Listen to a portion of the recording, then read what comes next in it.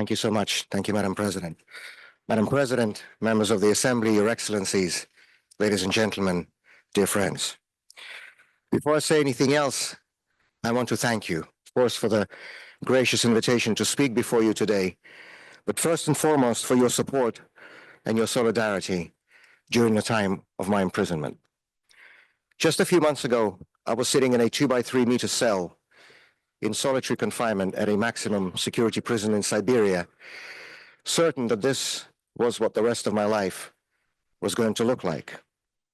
The prisoner exchange in August that saved 16 people, including 8 Russian political prisoners, from the hell of Vladimir Putin's gulag, was made possible by you, by the sustained efforts of good people in democratic nations who never stopped advocating, speaking, shouting about all those locked up in Russia for the only crime of opposing Putin's dictatorship and his murderous war in Ukraine.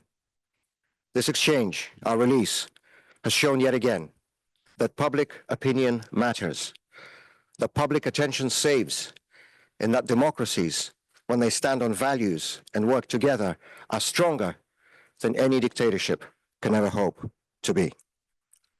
This year marks the 50th anniversary of the founding stone of this organization, the Helsinki Final Act, that established an inviolable link between international security, economic development, and respect for human rights.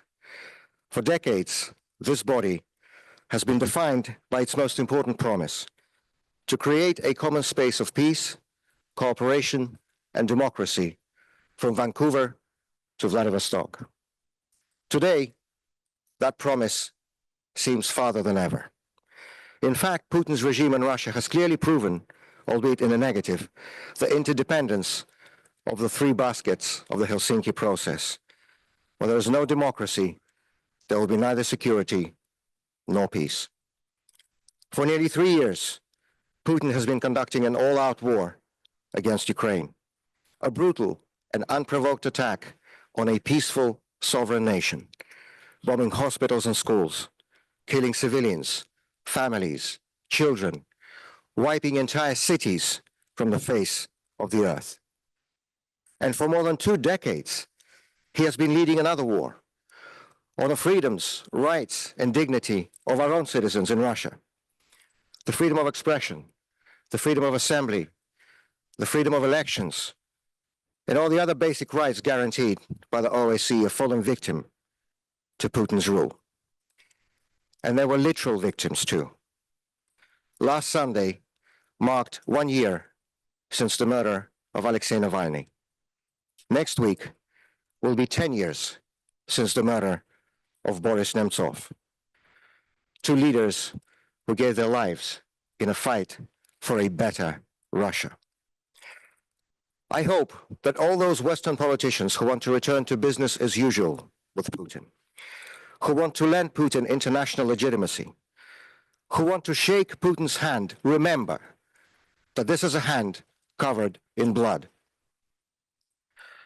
Repression in Russia today has reached a level unparalleled since the Soviet era. According to publicly available and self-admittedly incomplete figures, today's Russia holds 1,497 political prisoners, more than the whole of the Soviet Union did in the mid-1980s. That number is growing constantly.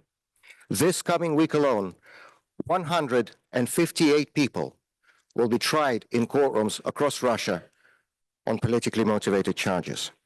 And the fastest growing category on that list are the people who have protested against the war in Ukraine. These protests have taken different forms. In the case of Alexei Gorinov, a Moscow municipal councillor, it was calling for a minute of silence at his council meeting for Ukrainian children killed by Russian bombs. The price was 7 years in prison.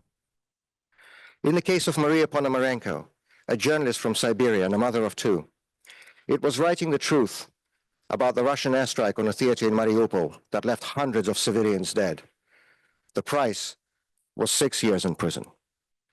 In the case of Dmitry Ivanov, a talented young mathematician who posted on social media about war crimes committed by Russian forces in Bucha and elsewhere in Ukraine, and who was arrested on the day of his final exam at Moscow State University before he was able to graduate.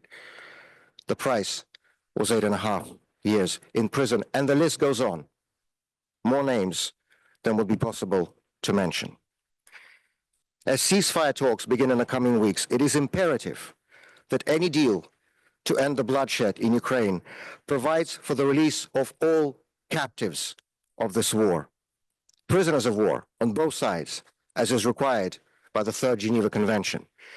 Ukrainian civilian hostages, thousands of them, held in Russian detention facilities.